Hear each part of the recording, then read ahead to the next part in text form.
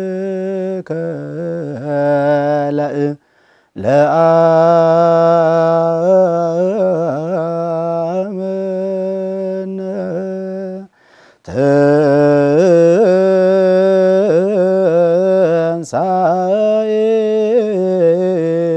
ትንሣኤከ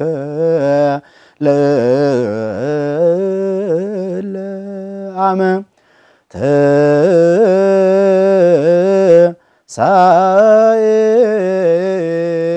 ሰላም ጤና ይስጥልኝ ተመልካቾቻችን እንደምን ሰንብታችኋል እንኳን ለብርሃነ ትንሣኤው አደረሳችሁ ይህ ዘወትር የጾሙን ምክንያት አድርገን ወደ እናንተ ስናደርሰው የነበረው ሀገራችን የዛሬው ማጠቃለያችን ነው ይሄው ለብርሃነ ትንሣኤው ደርሰናል ዘወረደ ብለን ተነሳ ልንል ነው ዛሬ በብርሃነ ትንሣኤው ሰሞን ከጉባኤ ጋር የመጨረሻና ማጠቃለያ ሀገራችን ይዘን ተገኝተናል ከዚህ ከአሜሪካ ስቱዲዮ አብራችሁን ቆዩ በእያላችሁበት መልካም በዓል ይሁንላችሁ ጉባኤ እንኳን አደረሰዎት እንኳን አብሮ አደረሰን እንግዲህ ዘወረደ ብለን አብይ ጾምን ጀመርንና 7-8 ሳምንታትን አልፈን ይሄው ትንሣኤ ላይ ደርሰናል አብረውን ስለተጓዙ እጅግ እናመሰግናለን እርሶንም ቤተሰቦንም እንኳን ለብርሃነ ትንሣኤው አደረሰን በዓል እንዴት ነው በዓል እንግዲህ ጥሩ ነው ያው መልካም እንደ ኢትዮጵያ ባይሆንም እኛም በዚህ እሱን ያከበርነው ምንም ይቀርብን ነገር የለም ሁለተኛ አገልግሎት ድንቅ ነበረ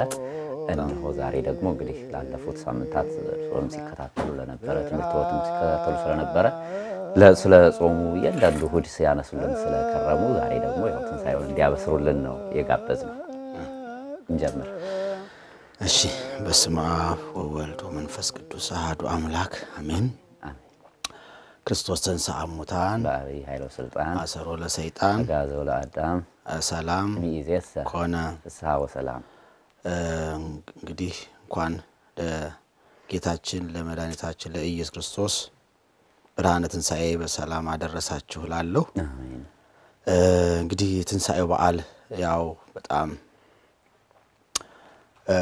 የአበይት በዓላት ሁሉ ቁንጮ የበዓላት ሁሉ ጉልላት ተብሎ የሚጠራ በጣም በናፍቆት በጉጉት የሚጠበቅ በዓሉን ለማክበር አስቀድሞ 55 ቀናት ኋላ ደግሞ 50 ቀን ከፊት 55 ቀን ከኋላ ደግሞ 50 ቀን ታጅቦ ያለ በዓል ነው በዓሉ እንግዲህ እሱን ደጅ ለመጥናት 55 ቀን እቺን ቀን አሁን ዛሬዋን ቀን ለመጠበቅ 55 ቀን ደጅ ጸናን አሁን ደግሞ በዓሏን ካየን በኋላ 50 ቀን ደግሞ እንደ 50 ቀን እንዲከበር አባቶቻችን አዘውናል በመንፈስ ቅዱስ ተቃኝተው ልዩ ነው እንግዲህ ያው ይሄ የሆነበት ትልቁ ምክንያት የክርስትናችን መዳረሻ ግቡ ትንሣኤ ስለሆነ ነው ትንሣኤ ከሌሎቹ በዓላት ልዩ የሚያደርገው ጌታችን አምላካችን ኢየሱስ ክርስቶስ የተነሳበት ብቻ ብለን ሳይሆን እኛም የተነሳንበት ወይም ትንሣኤያችን የተረጋገጠበት ቅዱስ ጳውሎስ ትንሣኤ ሙታን የለም ለሚሉ የቆሮንቶስ ፈላስፎችና ጠበብቶች ሲናገር አንተ ግብዝ አንተ የዘራሃት ስንዴ ፈርሳ በስብሳ እንደገና አካል ገስታ እንደምትነሳ ካመንክ እንዴት ሰው ሞቶ ፈርሶ በስብሶ ይቀራል ትላለህ ክርስቶስ ካልተነሳማ እምነታችን ከንቱ ነው ክርስቶስ ካልተነሳ እኔስ ከአውሬ ጋር መታገል የምን ጠቀመኝ እዚህ ግሪክ ድረስ መጥቼ መንከራተት ምን ሊረባኝ ይሄ ሁሉ ትንሣኤ ሙታን አለ ብዬ አይደለምን ትንሣኤ ሙታን ከሌለማ ሃይማኖታችን ከንቱ ነው ብሎ የሃይማኖታችን ዋናው ደሞዙ ትንሣኤ ነው በእውነት አንድ ሰው አንድ ወር ሙሉ 2 ወር 3 ወር ሰርቶ ቼክ የለህም ወይም ደሞዝ ምንዳ የለህም ቢባል ምን ይባላል? እና ምንዳችን ደሞዛችን ክፍያችን ትንሳኤ ነው። ትንሳኤ አለ ብለን ነው ከአምላካችን ጋራ እንነሳለን። ከትንሳኤ በኋላ ባለው ህይወት ከመቃብር በኋላ ባለው ደግሞ ትንሳኤ ከአምላካችን ጋራ በክብር እንኖራለን። ቀጣ ህይወት አለ፣ መደበኛ ኑሮ አለ ብለን ነው። እና እንግዲህ አምላካችን ጌታችን ኢየሱስ ክርስቶስ ተነሳልን ስንል የሱን ትንሳኤ ብቻ ሳይሆን የኛንም ትንሳኤ እያበሰርን ነው። ትንሳኤያችን በኩል ምንለው ለዛ ነው። አዎ። እና እንግዲህ መቼም ያ 5500 ዘመን ሙሉ የሰው ልጅ በሞት ላንቃ ተይዞ ይሰቃይ ነበረ። እና ታላቁ ሊቅ ዮሐንስ አፈወርቅ ሞተ ዘኢይመውት ሞተ ከመ ይሰዓሮ ለሞት ሞተ ከመ ያሕይዎሙ ለሙታን የማይሞተው ሞተ ሞትን ይሽረው ዘንድ ሞተ ሙታንን ደግሞ ያድን ዘንድ ሞተ ብሎ እንደተናገረው አምላካችን ሞቱም ልዩ ነው፣ ትንሳኤውም ልዩ ነው። ልዩ ለሆነች ሞቱ ልዩ የሆነች ትንሳኤውን እናውጃለን። ልዩ የሆነች ትንሳኤው ልዩ ለሆነው ሞቱ ምልክቱ ናት፣ ማረጋገጫው ምስክሩ ናት። እና አምላካችን ሞቱ ልዩ ነው ያልነው ሰዎች የሚሞቱ ተገደው ነው፣ የተፈጥሮ ግዳጅ ደርሶባቸው ነው። አምላካችን ግን የሞተው በፈቃዱ ነው። ኦ ዘጥመ ሞተ በስጋ ብሎ እንደተናገረው ሊቁ አምላካችን በፈቃዱ ሞተ። የኛን ሞተ ነፍስ ለማጥፋት የኛን ሞት ለመግደል ሞታችንን ለማራቅ ለማስወገድ እሱ ስለኛ ሞተ። የሱን ህይወት ለኛ ሰጥቶ የኛን ሞት እሱ ወስዶ ሞታችንን ሞተልን። መሞት ብቻ ሳይሆን ሞታችንን ለዘላለም አስወገደልን። ቅስሙን ሰበረልን፣ ክንፉን ሰበረልን፣ ኃይሉን አደቀቀልን። ከዚህም በኋላ ሞት ሆይ መውጊያህ የታለ፣ ሲኦል ሆይ ድል መንሳት ወዴት አለ ብለን እንድንዘምር በሞት ላይ እንድንፎክር ኃይሉን ሰጥቶናል። አሁን ሞት የሚፈራ መሆኑ ቀርቷል። በብሉይ ኪዳን ሞት ተፈሪ ነው። ሞት በሞተ ሰው እንኳን መንካት እጅግ እንደ ጦር የሚፈራበት እንደ ርኩሰት የሚቆጠርበት ዘመን ነበር። በሐዲስ ኪዳን ግን ሞት ለወዲያኛው ዓለም መጀመሪያ ነው፣ ለዚህኛው ዓለም ማጠናቀቂያ ነው። ለዚህ ነው መፍቀሬ ጥበብ ሶሎሞን ከመወለድ ቀን ይልቅ የመሞት ቀን ይሻላል የሰው መጨረሻው ይሄ ነውና ይላል። እና ከመወለድ ቀን የመሞት ቀን ይሻላል ያለው አምላካችን ጌታችን ኢየሱስ ክርስቶስ በፈጸመልን ቤዛነት በከፈለው መስዋዕትነት ሞታችን ወደ ህይወት ስለተቀየረልን ነው ይሻላል የተባለው። ለዛ ነው። ምክንያቱም የምንወለደው ልንሞት ነው፣ የምንሞተው ግን ልንኖር ነው። የምንወለደው በስጋ የምንወለደው መከራ፣ ስቃይ፣ እንግልት፣ እንክርት ወዳለበት ዓለም ለመቀላቀል ነው። የምንሞተው ግን ከገቡ መውጣት ካገኙ ማጣት ወደሌለባት ተላ ደስታ ወደሚገኝባት ወደ መንግስተ ሰማያት ለመግባት ነው። በስጋ የምንወለደው ወደ ረከሰው ወደ ጎሰቆለው አጋንንት ኃጢአትን ወደሚቸረችሩበት ዓለም ነው። የምንሞተው ግን መላእክት ቅዱሳን መላእክት ወደሚያመሰግኑበት ዓለም ለመቀላቀል ነው። ስለዚህ ነው ከመወለድ ቀን ይልቅ የመሞት ቀን ይሻላል ያለው።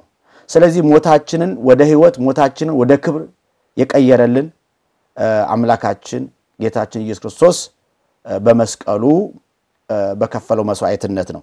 ስለዚህ የሱ ሞት አንደኛ ሞታችንን ለመግደል እንደገና የሞቱትን ለማዳን፣ ሶስተኛ የሞተው በፈቃዱ ነው። ንስትወ ለዝንቱ ቤተ መቅደስ አነ አነስኦ በሰሉስ ዕለት ይህንን ቤተ መቅደስ አፍርሱት እኔ በሶስተኛው ቀን አነሳዋለሁ ብሎ በዮሐንስ ወንጌል ምዕራፍ 2 ላይ እንደተናገረው እንደውም ብዙ ጊዜ ለሞትም ያበቃው ይሄ ንግግሩ ነው ይላሉ ሊቃውንቱ። ምክንያቱም እንዴት 46 ዓመት የፈጀን ቤተ መቅደስ እሱ እንዴት በ3 ቀን ሊሰራው ይችላል ብለው ነው አይሁድ ይሄንን ህንጻ ቤተክርስቲያን መስሏቸው ህንጻ ቤተክርስቲያን መስሏቸው እሱ ግን ስለ አካሉ ነበር መቅደስ የሆነውን አካሌን ግረፉት ስቀሉት ግደሉት እኔ ግን በሶስተኛው ቀን አነሳዋለሁ ሲል ነው በሌላም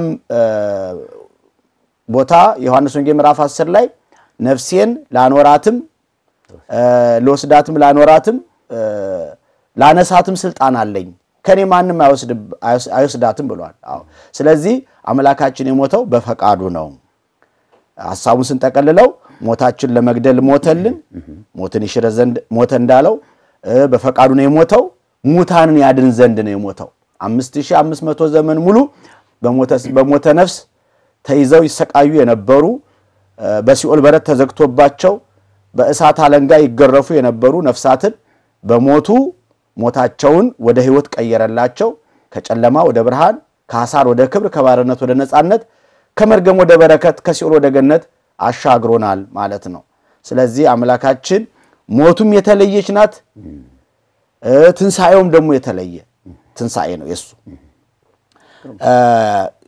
የትንሳኤውን ስንመለከት እንግዲህ አምላካችን 3 መዓል 3 ሌሊት በከርሰ መቃብር አድሮ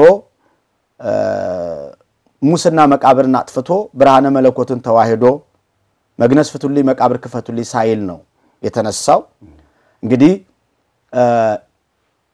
ነብዩ ዳዊት ወተንሳ እግዚአብሔር ከመዘነቀ ህምነዋም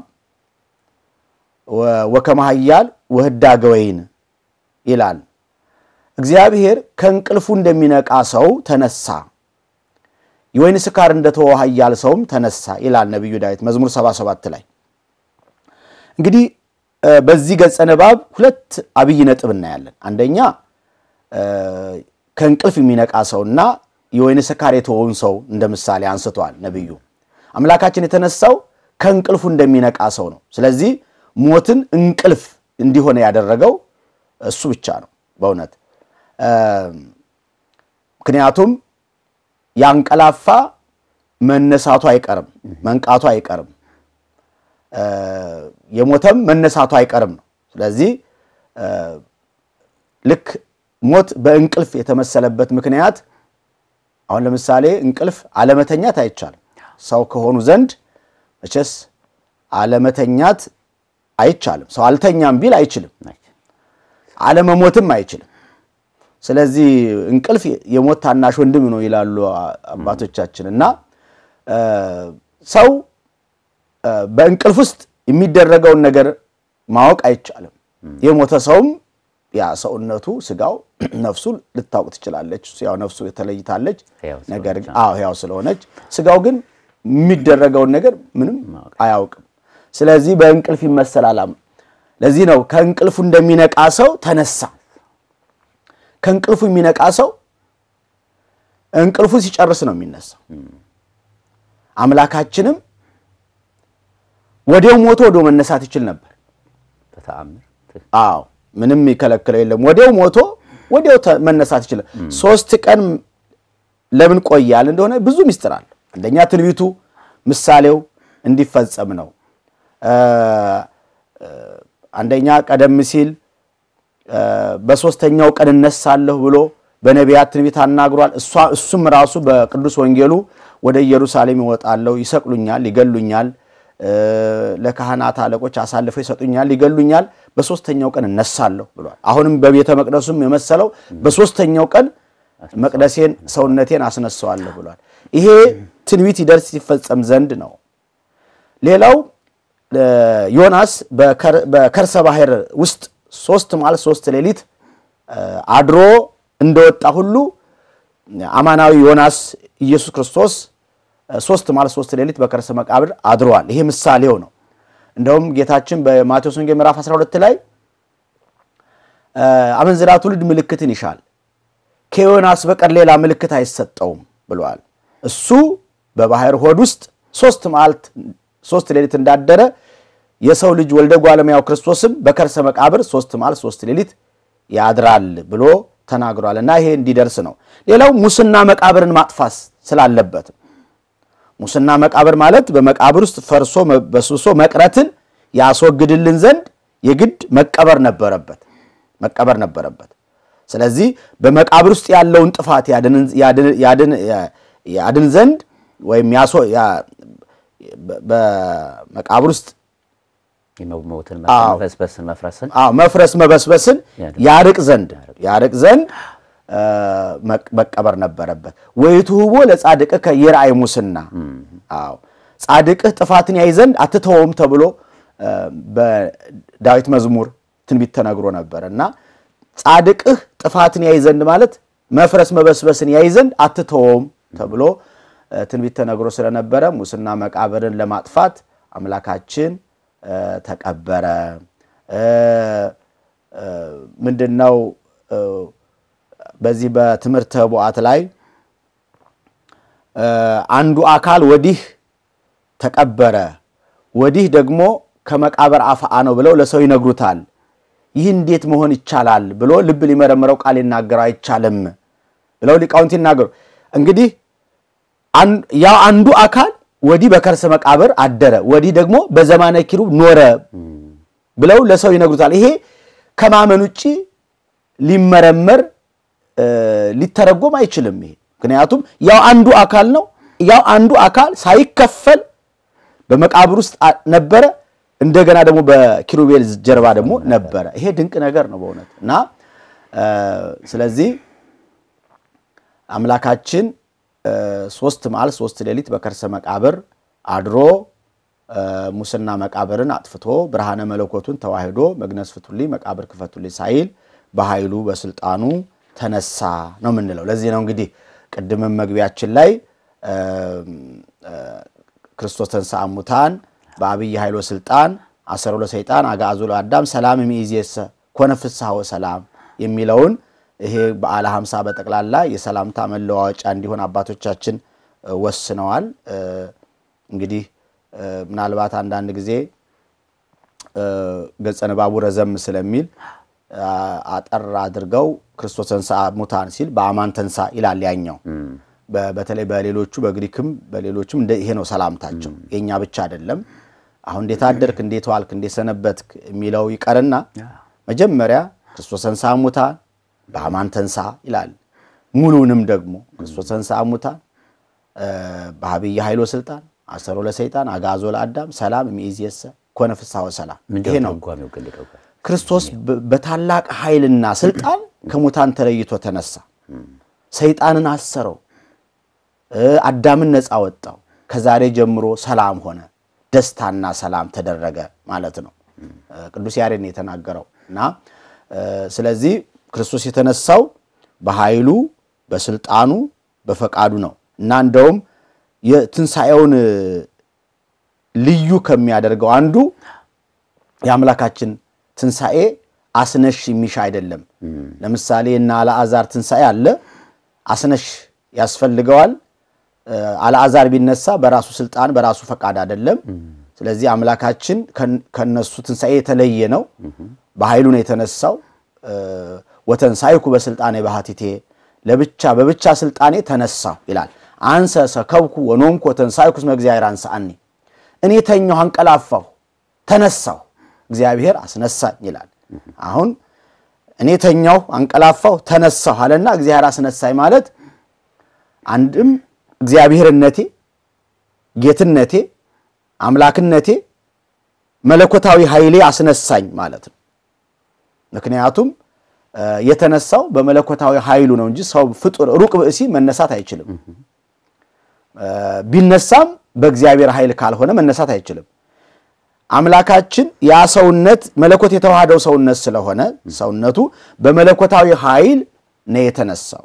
አምላክነቴ አስነሳኝ እግዚአብሔርነቴ አስነሳኝ ማለት በሌላ ቃል በሌላ ቋንቋ ሲነገር በስልጣኑ ተነሳ እንደማለት ነውና እኔ ተኛሁ አንቀላፋው ተነሳው እግዚአብሔር አስነሳኝ ይላል። አንዱ ይሄ ነው። ሁለተኛው ደግሞ በእኔ ፈቃድ በአባቴ ፈቃድ በመንፈስ ቅዱስ ፈቃድ ተነሳሁ ማለት ነው። ወይም በእኔ ስልጣን በአባቴ ስልጣን በመንፈስ ቅዱስ ስልጣን ተነሳሁ። ስልጣናቸው አንዲት ስለሆነች ፈቃዳቸውም አንዲት ስለሆነች ወይም ክርስቶስ ከሙታን የሚነሳበት ክሂሎት አንዲት ናት። የአብም የወልድም የመንፈስ ቅዱስም አንዲት የጋራ ገንዘባቸው ስለሆነች በዚያች ክህሎት አምላካችን ሞትን ድል አድርጎ ከሙታን መካከል ተነሳ ነው። ሌላው የአምላካችንን ትንሣኤ ልዩ የሚያደርገው ሲነሳ በታተመ መቃብር በታተመ መቃብር ማለት በተለሰነ መቃብር ነው የተነሳው። ይሄም የቀደመውን ሚስጥረ ልደቱንም ያስታውሰናል። አባ ጊዮርጊስ ዘጋስጫ 3 የተዘጉ በሮች ሳስብ እደነቃለሁ ብሏል። የመጀመሪያው የእመቤታችን ማኅተመ ድንግልና ነው። ሲወለድ ማኅተመ ድንግልናዋ ሳይፈታ ማኅተመ ድንግልናዋን ሳይከፍት በህቱም ድንግልና ነው በታተመች ድንግልና ነው የተወለደው። ይሄን ሳስብ እደነቃለሁ ብሏል። ሁለተኛው ይሄ በታተመች መቃብሩ እንደተለሰነ እንደተገጠመ ነው የተነሳው። ይሄንን ሳስብ እደነቃለሁ ብሏል። ሶስተኛው ሐዋርያት አይሁድን ፈርተው በራቸውን ቁልፍ አድርገው ዘግተው በነበሩበት ሰዓት በተዘጋ ቤት ውስጥ ሰላም ለእናንተ ይሁን ብሎ አስታረቅኳችሁ መስቀል ቀረላችሁ እንኳን ደስ አላችሁ ብሎ የምስራቹን ሰብኳቸዋል። ስለዚህ ይሄንንም ሳስብ እደነቃለሁ ይላል። 3 በሮች የሚባሉት ይሄ ነው። ከነዚህ ከሶስቱ ደግሞ የበለጠ ምደነቀው በእመቤታችን ማኅተመ ድንግልና ነው ይላል። ምክንያቱም ለሌሎቹ ምሳሌ አላቸው። ለምሳሌ ስለ መቃብሩ ስንነጋገር በብሉይ ኪዳን ተደርጓል። ይሄ ነብዩ ዳንኤል ለጣዖት አልሰግድም በማለቱ ለተራበ አንበሳ በተጣለ ጊዜ አንበሳ ጉድጓድ ውስጥ አስገብተው ጉድጓዱን በድንጋይ ገጥመው ሄዱ እና እዚያ 3 ቀን ሰንብቷል ዳንኤል። በሶስተኛው ቀን በጣም ተርቦ ስለነበረ ነብዩ ዕንባቆም ለአጫጆች ምሳ ይዞ ሲሄድ የእግዚአብሔር መልአክ ጎዳና ላይ ቆይቶ አንተ ያስከውን ምሳ ወስደ ለዳንኤል ስጠው አለው። ዳንኤል ያለበትን ያላውቅም አለው። አንዲት ልጃገረድ ቅቤ ቅሏን ይላሉ በአገራችን። ቅቤ ቅል እንግዲህ ለዚህ ለከተማው ምናልባት ብዙ ላይረዳ ይችላል። ቅቤ ቅል ግን ቅቤ ማስቀመጫ ቅል እንደማለት ነው። ግን ዋሌት ምንለው እንችላለን ወይ? አሁን ልጃገረዶች በዚህ በጉያቸው ሽጉጥ የሚያረጓት የእጅ ቦርሳ አይደል? ልክ አንድ ልጃገረድ የእጅ ቦርሳዋን ይዛ እንደምትዞር መልአኩም የነብዩ ዕንባቆምን አንዲት የፀጉሩን ዘለላ ይዞ ዳንኤል ካለበት ቦታ ደረሰውና ሲሄድ ጉድጓዱ እንደተገጠመ ነው። እንደተገጠመ ሳይከፍት ገብቶ ዳንኤልን መግቦት አርጓል ወጥቷል። ከጉድጓዱ ወጥቷል እና ዳንኤልም ትንኝን በምግብ የማይዘነጋ አምላክ እኔን ስላሰበኝ አመሰግናለሁ ብሎ አመስግኗል። እና ይሄን ሊቃውንቱ ይመስሉታል። ያናብስት ጉድጓድ የተባለችው እመቤታችን ናት። ያናብስትን ጉድጓድ ማንንም አይደፍረውም። የእመቤታችን ሰውነት በምድራዊ ሐሳብ በኃጢአት የማይደፈር አጋንንት የማይቀርቧት ግርምት ናት። ግርምት በአይሁድ በመናፍቃን በአጋንንት የተፈራች ናት። እንደዚሁ ነብዩ ዳንኤል የምእመናን ምሳሌ ነው። ነብዩ ዕንባቆም የጌታ ምሳሌ ነው። ዕንባቆም ሳይከፍት ገብቶ ዳንኤል መግቦት እንዳረገ ሁሉ እንደወጣ ሁሉ አምላካችንም የእመቤታችን ማኅተመ ድንግልናዋን ሳይከፍት በህቱም ድንግልና ተጸንሶ በህቱም ድንግልና ተወልዶ ስጋውን ቆርሶ ደሙን አፍሶ ምእመናንን የመመገቡ የማዳኑ ምሳሌ ነው ብለው ሊቃውንቱ ያመሰጥሩታል። ስለዚህ ለመቃብሩ አንድ ምሳሌ ያገኘን ማለት ነው። በተዘጋ ቤትም ውስጥ እንደዚሁ አለ።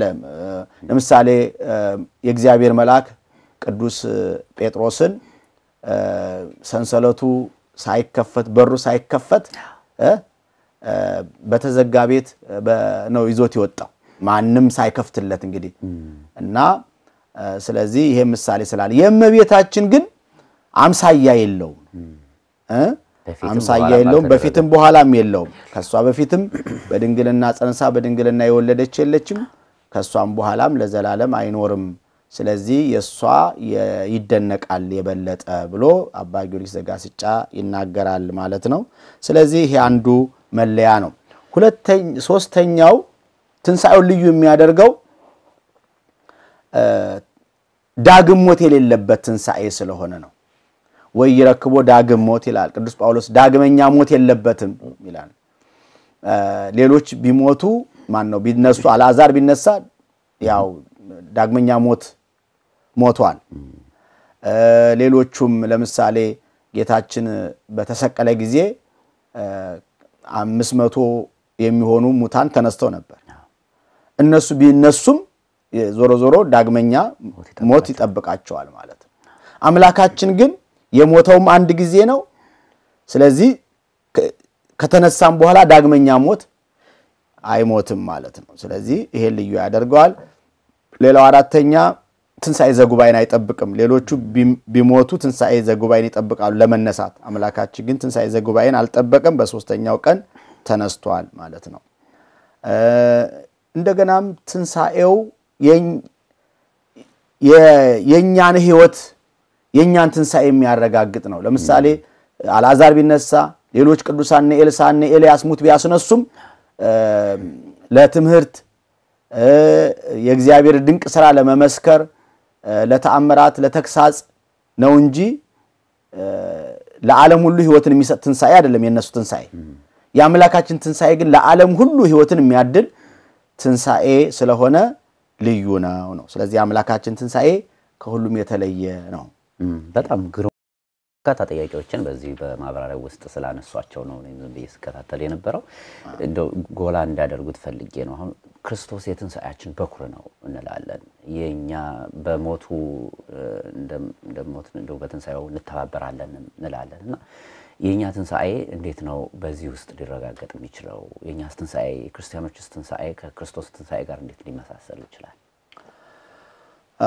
በጣም ጥሩ ጥያቄ ነው እንግዲህ አምላካችን የትንሳኤያችን በኩር ነው የተባለበት ትልቁ ምክንያት እንግዲህ ሞታችንን ገሎልናል ከዚህም በኋላ የሥጋ ሞት ቅድም ለመግለጽ እንደሞከርኩት ወደ እግዚአብሔር መሄጃ ነው እግዚአብሔርን ማግኛ ነው እና ለሄር ከአምላኬ ጋር ልኖር እናፍቃለሁ ብሏል ስለዚህ የሥጋ ሞት ስሙም ተቀይሯል መሄድ ማንቀላፋት ለምሳሌ ቅዱስ እስጢፋኖስ በድንጋይ ወግረው ከገደሉት በኋላ ከአባቶቹ ጋር አንቀላፋ ይላል ስለዚህ አሁን እንቅልፍ ተብሏል እረፍት ተብሏል አሁን በቤተክርስቲያናችን የታሪክ መጽሐፍት ላይ የስንክሳር ብለን የምንጠራው ሲነበብ ምናልባት ሰምተህ ከሆነ በዛቲ ዕለት አይረፈ አባ እገሌ ወበዛቲ ዕለት አይረፈ አባ እገሌ እያለ ነው የሚሄደው እንጂ ሞተ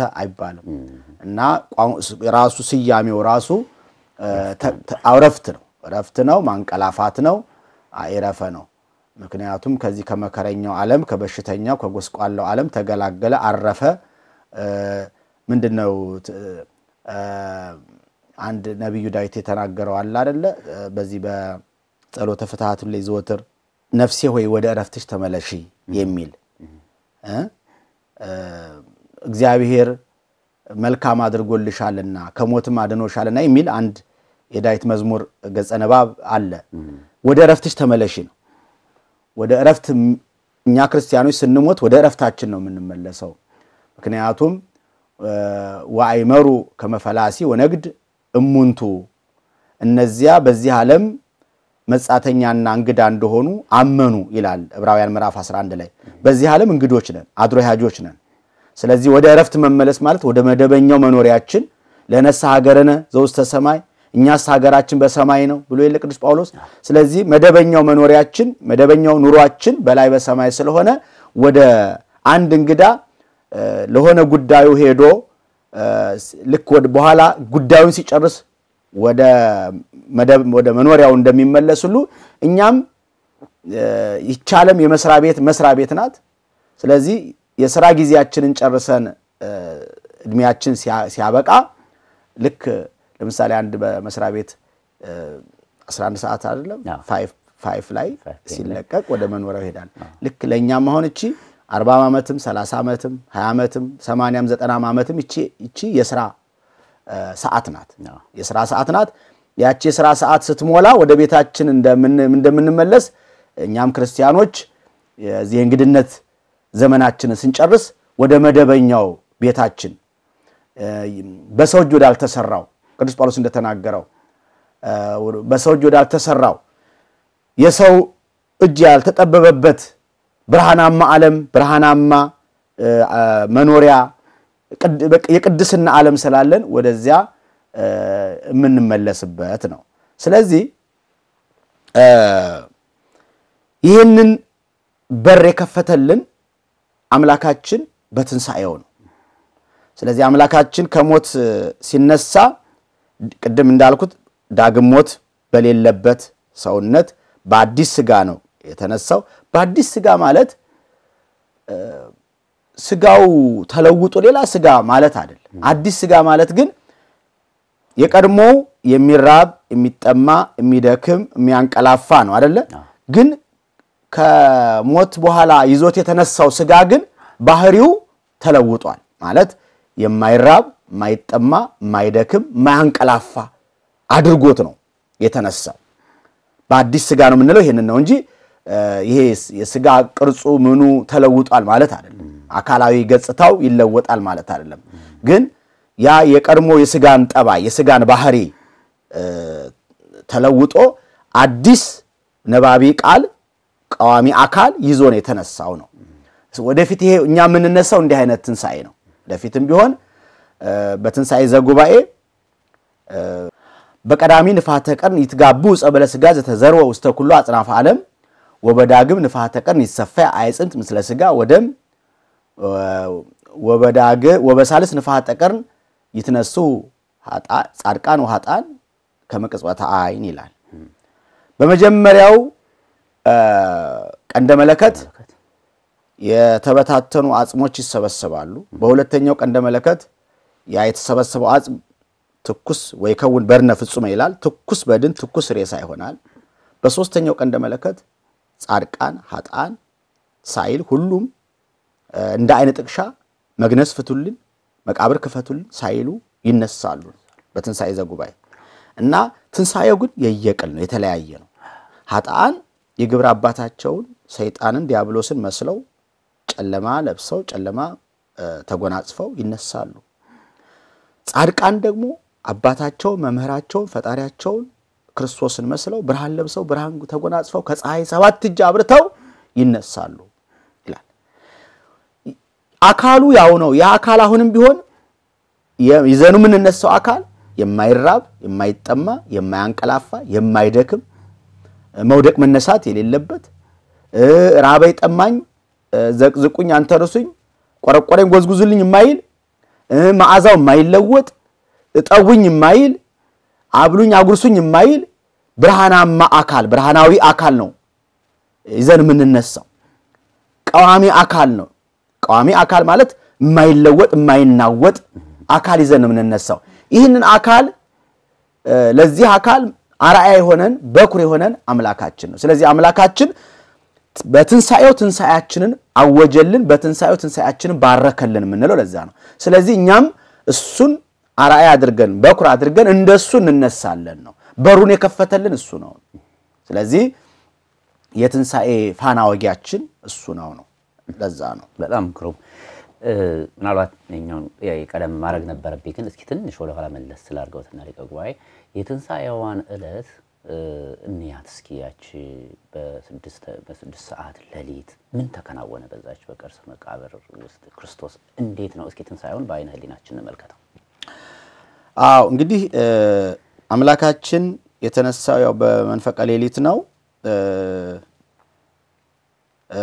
ያው ዓርብ በሰርክ ተቀበረ እሁድ በሌሊት ተነሳ እንግዲህ ዮሴፍና ኒቆዲሞስ በድርብ በፍታ ሽቱ ያርከፈከቡ ሞትከኑ መንስኤሆሙ ለሙታን ደከምከኑ መጽኔሆሙ ለድኩማን ለድኩማን ጽናታቸው ብርታታቸው ይሆንክ ሞት ደከምክን ለሙታን መንስኤያቸው ሙታንን የምታስነሳቸው ሞትክን እያሉ ቅዱስ እግዚአብሔር ቅዱስ ኃያል ቅዱስ ሕያው እያሉ ገንዘው ቀበሩት።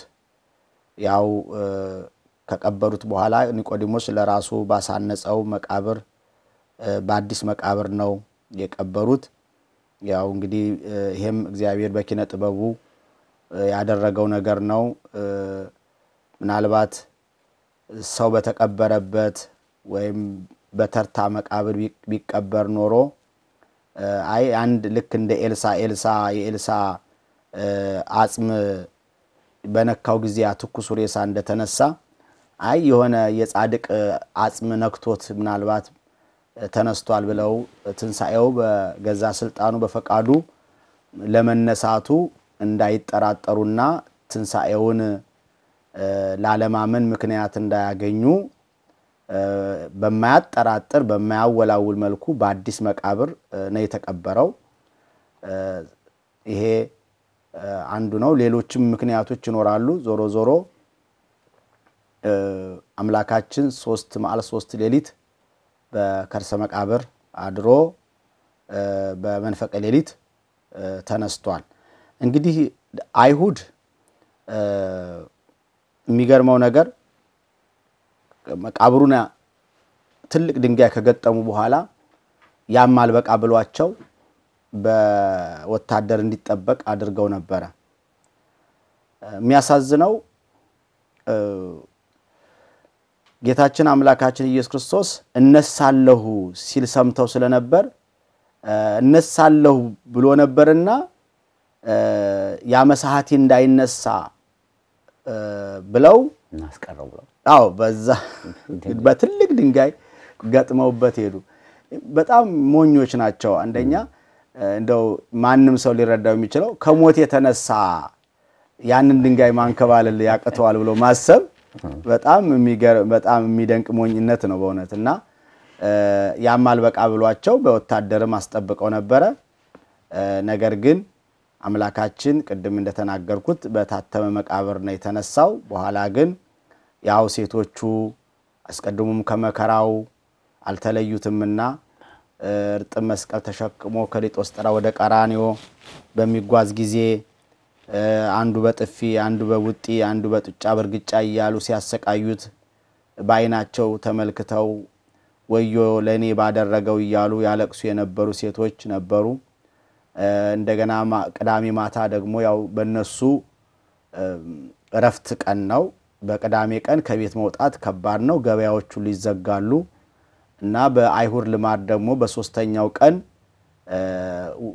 ሽቱ መዘገብ ወይም የሞተውን ወገናቸውን መቃብር አስከፍተው ሽቱ መቀባት ልማድ ነበር እና እነ ማርያም መግደላዊት በእውነት ከአጋንንት መንጋጋ ያላቀቃት ሰው ያደረጋት ሸክሟን ያቀለለላት ከአጋንንት አሰራር ነፃ ያደረጋት የምትወደው የሚወዳት የምታከብረው መምህሯ ፈጣሪዋ በመቃብር ውስጥ ሆኖ እሷም እንዴት ልተኛ ትችላለች? እሷ እንደ ምሳሌ ያነሳን ሌሎችም በእውነት እና አልተኙም። ቀዳሚው ሌሊቱን ሙሉ አልተኙም እና ሽቱ ይዘው ወደ መቃብሩ ገሰገሱ ይላል እና እንደውም ከዚህ ሁሉ ጨለማው ሳያስፈራቸው እንግዲህ ተመልከተ። አሁን ጨለማ በተለይ ሴቶች በተፈጥሯቸው ድንጉጦች ናቸው። እውነት ለመናገር ጨለማ ደግሞ አስፈሪ ነው። ቢደፈሩስ ብዙ ነገር አለ እና ወቅቱ ደግሞ በጣም የግርግር ወቅት ነው። ያው ክርስቶስ የተሰቀለበት በጣም ከፍተኛ ውዥንብር ግርግር የበዛበት ወቅት ነው። እነዚህ ሴቶች ደግሞ ከጉባኤው ያልተለዩ በዋለበት ይውሉ ባደረበት ያድሩ የነበሩ ሴቶች ናቸው። ስለዚህ አይሁድ ያውቋቸዋል እና ስለዚህ እንደ አይሁድ ይጣሉናል እንኳን ሳይሉ ግርማውን የግርማ ሌሊቱን ሳይፈሩ ወይም እንትን ምንድነው አውሬ በላናል ይጣላናል ሳይሉ ይሄ ሁሉ ሳያስፈራቸው ግን አንድ ያስፈራቸው ነገር ነበር ያሳሰባቸው። ከባዱ ድንጋይ ማን ያንከባልልልናል ነበር ያሉት። ምክንያቱም ይሄ የሚያሳየው እንግዲህ በጣም አይሁድ ምን ያህል ለ50 ለ60 የሚነሳ ድንጋይ ገጥመውት እንደሄዱ ነው የሚያሳየውና ማን ያንከባልናል እሺ መሄዱን እንሂድ ድንጋዩን ማን ነው ከመቃብሩ ላይ የሚያነሳልን ብለው ተጨነቁ እና ይሄን ነበር ያሰቡት ግን በእውነት እንደው ተስፋ ቆርጠው ከቤታቸው ቢቀመጡ ኖሮ የክርስቶስ ትንሣኤንም ለማየት አይበቁም ለዚህ ምድል ለዚህ በረከትም አይታደሉ ነበር ግን ሁሉ ጊዜም ቢሆን እንደው አንድ ነገር ከመጀመር ወደ ኋላ አለ ማለት ምሳሌ ሆነውናል እነሱ በእውነት እንግዲህ ለማንኛውም እንድረስና የሚሆነውና ያለን ማን ያውቃል እግዚአብሔር ያዘጋጀልን ነገር ይኖራል ብለው አው ሄዳው ሲሄዱ ያው ድንጋዩ ተንከባሉ አገኙት ከዛ መላእክት አንዱ በግርጌ አንዱ በራስጌ ሆነው ማንን ትሻላችሁ ተሰቀለ ኢየሱስ እንደምትሹ አውቃለሁ እንደተናገረው ተነስቷል በዚህ የለም ያሏቸው አሉ ደሞ ለሌሎቹ ደሞ ሕያውን ከሙታን መካከል ስለምን ተፈልጉታላችሁ ያሏቸው አሉ እና ያው አንዳንዶቹ ሁለት መልአክ ያዩአሉ አንድ መልአክ ያዩአሉ በተለያየ እንግዲህ አቅጣጫ የሄዱ ሰዎች ለተለያዩ ሴቶች የእግዚአብሔር መልአክ ተገልጠውላቸዋል ዞሮ እና በዚያ እንግዲህ ያው ድንጋዩን ተንከባሎ ሲያዩት መጀመሪያ ደነገጡ ከዛም በኋላ ነው የመላእክትን ድምጽ ሲሰሙ ሕያውን ከሙታን መካከል ለምን ትፈልጉታላችሁ እንደተናገረው ተነስቷል እንጂ በዚህ የለም ሄዳችሁ ለወንድሞቻችሁ ተንገሯቸው እሱም በገሊላ ይቀድማችኋል መንገድ ላይ ታገኙታላችሁ አሏቸው ትርጓሜው ምን ይላል ሐዘንና ደስታ ተቀላቅሎባቸው መልአክን ስላዩ እየፈሩ ደሞ ተነስቷል መባልን ስለሰሙ ተደስተዋል ስለዚህ ደስታና ፍርሃት በተቀላቀለ ስሜት ወደ ደቀ መዛሙርት ወደ ሐዋርያት ሄዱ ለሐዋርያት ነገሯቸው ያው ሐዋርያትም መተው መቃብሩ ባዶ እንደሆነ አዩ የሚገርመው ጌታችን አምላካችን ወደ ለሐዋርያት ሊነግሩ ሲሄዱ በእንገል ላይ ያገኛቸው ሴቶቹ እና ወድቀው ከእግሩ ላይ ወድቀው ሰገዱለት ይላል እና ሄዳችሁ ንገሯቸው ምን አለ ዛሬ እንደውም ለወንድሞቻችሁ ለደቀ መዛሙርቱና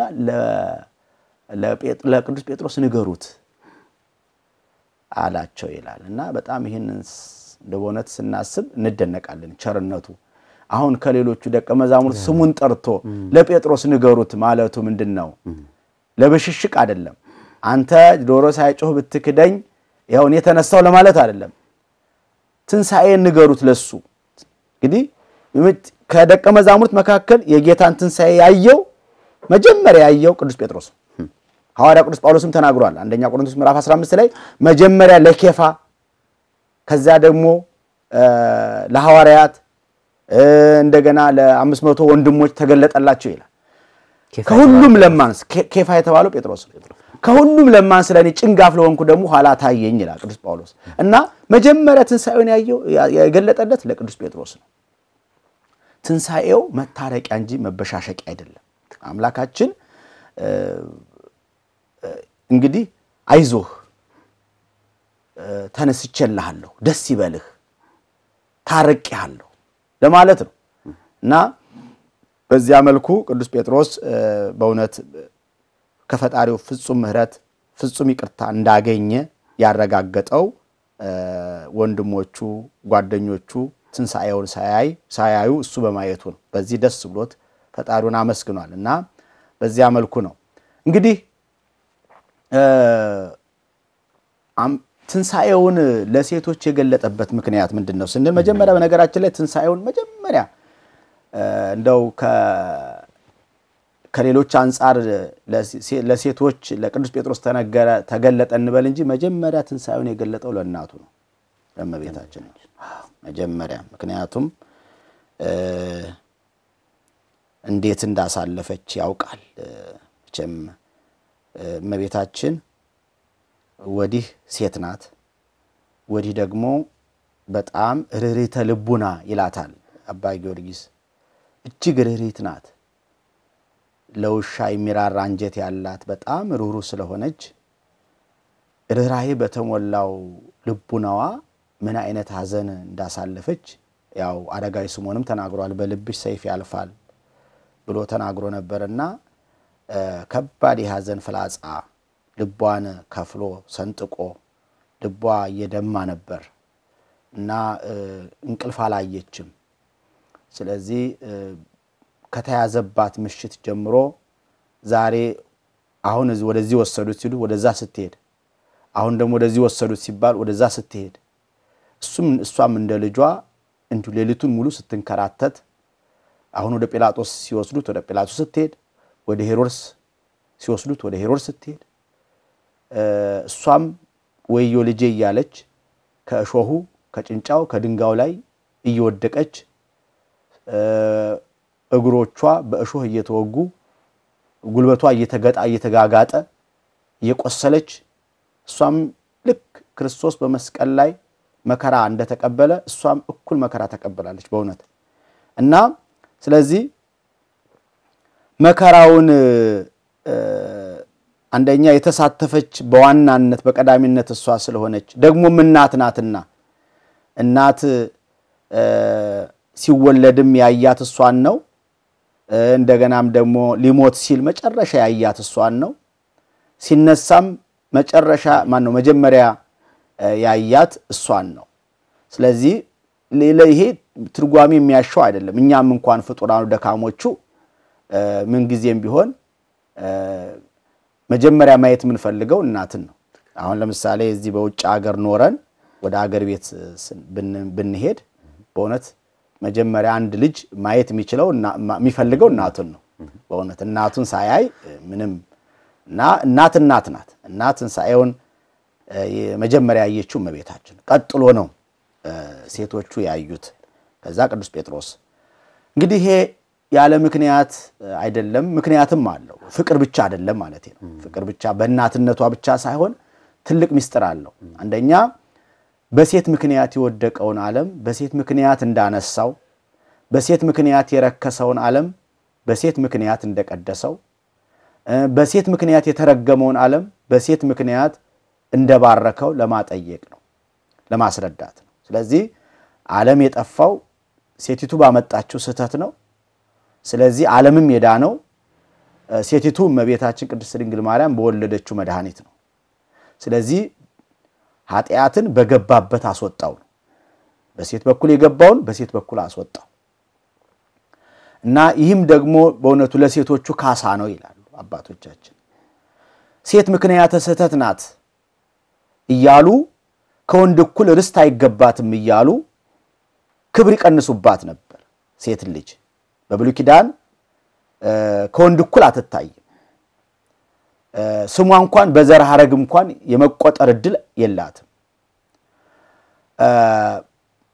ጌታችን ከእመቤታችን ከተወለደ በኋላ ግን ይሄ ሁሉ ተወግዷል ወበከመ አውጻ ብእሲ ብእሲተን በለ ብእሲት ከመሃው አውጻት ብእሲ እንበለ ብእሲ ሃሉ እዳ ምትዝመዳ አሁን ላይ ለተዝመዳ አንስት ይላል ወኮነ ፈዳይተ እዳ ሀለ ሔዋን ይላል የሔዋን ዘሮች እዳ ተከፈለ በእመቤታችን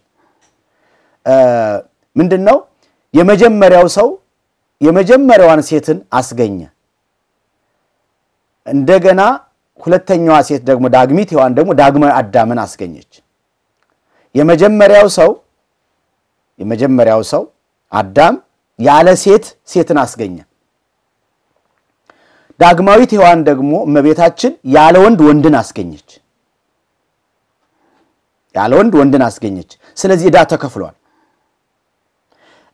በብሉይ ኪዳን እናንተ ምን ከኛ ከአዳም ተገኛችሁ እንጂ እኛ ከናንተ አልተገኘንም ይያሉ ያሳፍሯቸው ነበር በሐዲስ ኪዳን ግን ምን ነው ከናንተ እኛ ብንገኝ ደግሞ ከኛ እናንተ ተገኝታችሁ የለም ክርስቶስ ያው ዳግማዊ አዳም ስለሚባል ስለዚህ በዚህ እንደዚህ ያደሩ ምላሽ የሚያሳጧቸው ሆነዋልና ባልና ሚስት አንድ አካል አንድ አምሳል አንድ ስጋ ይሆናሉ የሚለውን በርግጥ በትክክል እውን ሆኖ የተተረጎመው በእመቤታችን በቅድስት ድንግል ማርያም ነው ስለዚህ እመቤታችን የሴቶች መመኪያቸው ትባላለች። መመኪያነቷ የሴቶች ብቻ ባይሆንም በጸናው በተለየ መልኩ ለሴቶቹ መመኪያ ሆናለች እንጂ ለሁላችንም አክሊለ ምክህነ ወቀዳሚተ መድኃኒትነ ወመሰረተ ንጽሕነ ኮነ እንዳለ ቅዱስ ኤፍሬም የባህሪያችን መመኪያ ትባላለች። የአክሊላችን የዘውዳችን መገኛ የድህነታችን መጀመሪያ ትባላለች እመቤታችን። ስለዚህ ለእመቤታችንም ሆነ ለሴቶቹ ትንሣኤውን መጀመሪያ ያበሰረበት ምክንያት በሴት የወደቀውን ዓለም በሴት እንዳነሳው ለማጠየቅ ነው። ሌላው ደግሞ ትንሣኤውን ተአማኒነት እንዲኖረው ለማድረግ ነው። ለምሳሌ ደቀ መዛሙርቱ አየን ብለው ቢመሰክሩ ማለትም ትንሣኤውን መጀመሪያ ደቀ መዛሙርቱ ቢያበስሩ አይሁድ አይቀበሏቸውም። ለምን? አስቀድመው ምን ብለዋል? እነዚያ ደቀ መዛሙርት ሰርቀው ወስደው ተነሳ ብለው እንዳያወናብዱ ብለው ተናግረው ነበር። ስለዚህ ባልተጠበቁ ሴቶች ትንሣኤው ታወጀ። ባልተጠበቁ እንግዲህ ብዙን ጊዜ ሴቶች በተለይ በአይሁድ ዘንድ ያው በጣም ዝቅ ተደርገው ይቆጠሩ ስለነበረ በዚያ ምክንያት ለነሱ ተገለጠላቸው። በጣም የሚገርም ነው። እጅግ አድርገን እናመሰግናለን ሊቀ ጉባኤ። ሰዓታችን እየተገባደደ ስለሆነ የመጨረሻ ጥያቄ ላድርግና በዚህ እናጠቃል። እንግዲህ ክርስቶስ ተነስቷል፣ ኋላ በትንሣኤው እንመስለዋለን። ይሄ ለክርስቲያኖች ትልቅ ምስራት፣ ትልቅ ደስታ ነው። ከትንሣኤ በኋላ የክርስቲያኖች ሕይወት ምን መምሰል አለበት? አንዳንድ ጊዜ የምናየው ነገር አለ። ትንሣኤውን የማይመለከቱ ተግባራትን ክርስቲያኖች ሲፈጽሙ እናያለን። ባለፉት በ55 ቀናት የነበረው መንፈሳዊ ሕይወት ይላል ይደክማል ከትንሣኤው በኋላ በትንሣኤው ምክንያትና ክርስቲያኖች የክርስቶስን ትንሣኤ ለቀጣዮቹ 50 ቀናት እንዴት ነው ማክበር ያለባቸው? ጥሩ ጥያቄ ነው። ለቀጣዩ 50 ቀናት ብቻ ሳይሆን ከዚህም በኋላ ከትንሣኤው በኋላ ሁሉ ጊዜም ቢሆንኛ የትንሣኤው አካል ነን። እኛ ጾም ሲመጣ ምን ጾመው ያው አምልኮ ስለሆነ ነው እንጂ ህይወታችን ሁሉ ጊዜ ትንሣኤ ላይ ነው። ክርስቲያን ሁሉ ጊዜ ትንሣኤ ላይ ነው። ይሄን ማወቅ አለብን እና በእውነት በተለይ በዚህ በትንሣኤ ቀን ከትንሣኤዋ ቀን ጀምሮ እስከ በዓለ ጰራቅሊጦስ አባቶቻችን 50 ቀን እንደ አንድ ቀን እንዲከበር ያደረጉበት ትልቁ ምክንያት ቅድም ለመግለጽ እንደሞከርኩት ትንሣኤ የህይወታችን ግቡ የመጨረሻ ግቡ መዳረሻው ደሞዛችን ክፍያችን ይሄ ስለሆነ 50 ቀን እንዲከበር አድርገዋል እና ዳም ደግሞ እቺ 50 ቀን የመንግስተ ሰማያት ኑሮ ናሙና ናት። ምን ማለት ነው? በመንግስተ ሰማያት የምንኖረው ኑሮ ማሳያ ናት። በመንግስተ ሰማያት ድካም የለም። በበዓለ 50ም ድካም ቀኖና ስግደት አይሰጥም፣ ጾም የለም። በመንግስተ ሰማያት ብዙን ጊዜ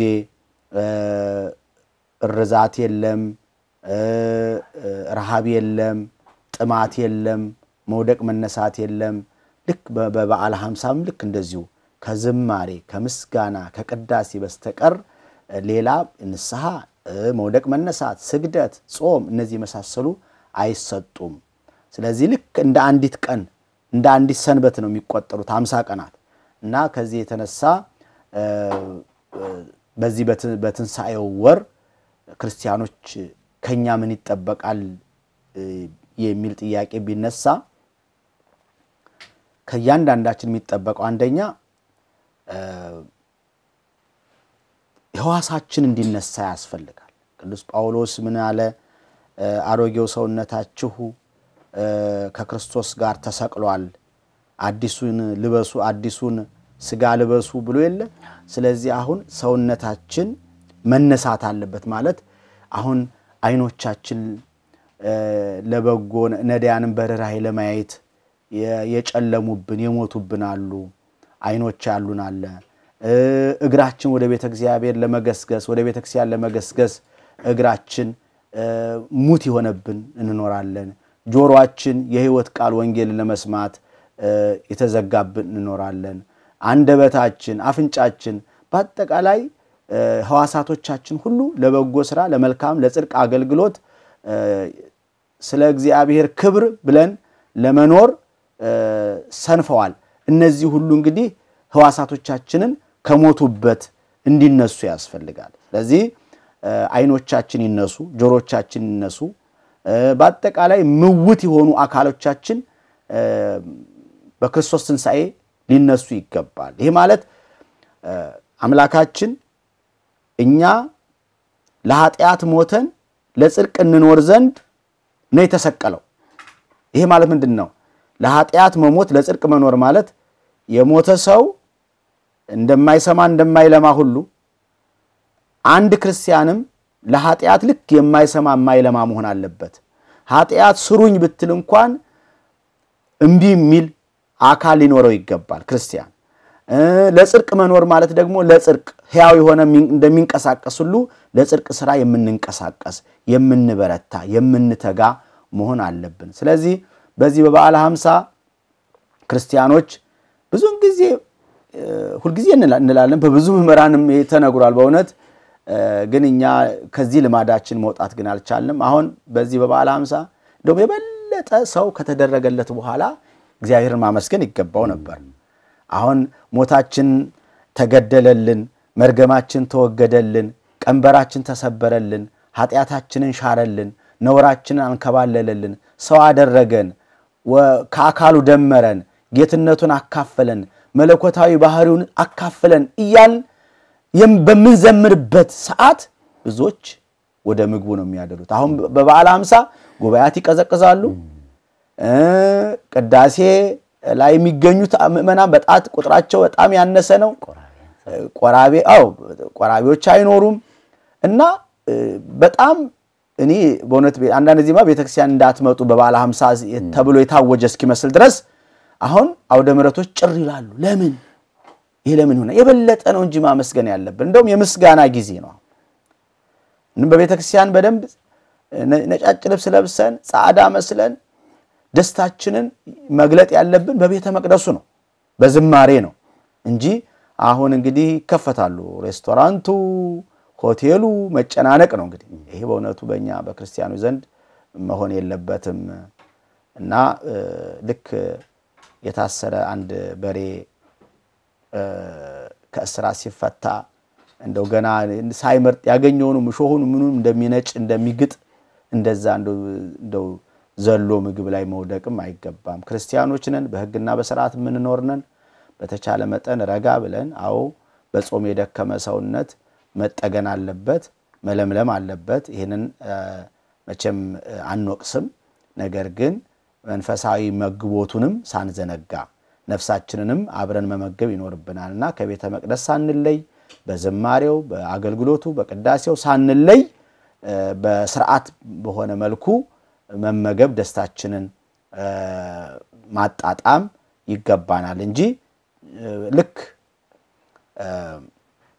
አሁን 50 ቀን በቃ ይበቃኛል ረፍት ነው አሁን በቃ ልክ ቤተክርስቲያን ዝር አይልም ሰውና ይሄ በእውነቱ ተገቢ እንዳልሆነ ለማሳሰብ ፈልጋለሁ ይሄ ነው እንግዲህ በጣም ግሩም እንግዲህ ሁሉ በመጠን ይሁን እንደተባለው ከትንሳኤው በኋላ ያለው አናኗራችንም በመጠን ሆነ አለበት በተለይ ደግሞ ከቤተ ክርስቲያን መቼም መለየት የለብንም የሚለው ትልቁ መልእክታችን ነው እኛም እንግዲህ በተደጋጋሚ በዚህ ጉዳይ ከሌሎች እንግዶችም ጋራ የምንመለስበት ይሆናል በእውነቱ ከትንሳኤ በኋላ ጉባኤዎች ይቀዘቅዛሉ በቤተ ክርስቲያናት ባዶ ይሆናሉ አገልግሎቶችም ይስተጓጎላሉ በአንጻሩ ደግሞ ለስጋዊ ጉዳዮች ያሉ ነገሮች ይበረታሉና ይሄ ነገር መስተካከል ይኖርበታል የሚለውን በተለያየ ጊዜ እኛም በፕሮግራማችን እንዳሰሰው ይሆናል ለዛሬው የትንሳኤን አስመልክተን ያዘጋጀንላችሁ መርሃግብሩ ይሄንን ይመስላል ሊቀ ጉባኤ ጌታውን ደምጸ በዚህ በዋሽንግተን ዲሲ እርሳ አድባራት ደብረ ሰላም ቅድስት ማርያም ቤተክርስቲያን የስብከተ ወንጌል ኃላፊ ናቸው በሚጣፈጥ አንደበታችሁ በእውነቱ ከጾሙ መጀመሪያ ጀምሮ እስከ ትንሳኤው ማብሰሪያ ድረስ ከኛ ጋር ሰንብተዋል